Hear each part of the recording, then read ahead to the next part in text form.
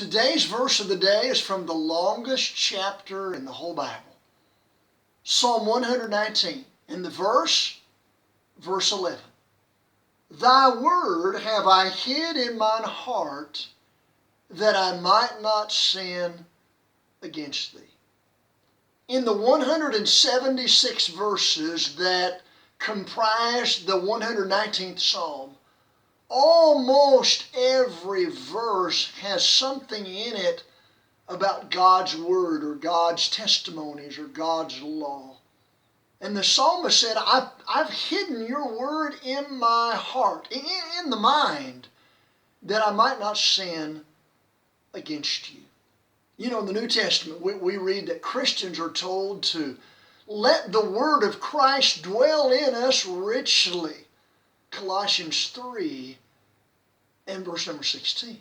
Now, what good does that do?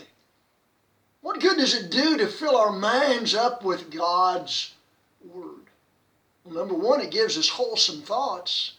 And number two, when our mind is filled with God's instructions, that helps us to be prepared in advance before we encounter temptation or trials or questions that people ask. No, it's no guarantee.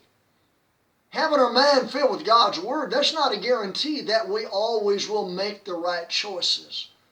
But it sure gives us a better chance to. Remember when Jesus was tempted by Satan in the wilderness after he had fasted for 40 days?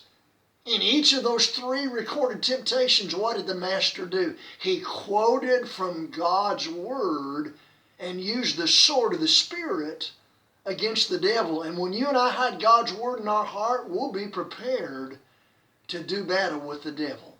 The verse of the day, Psalm 119 and verse 11.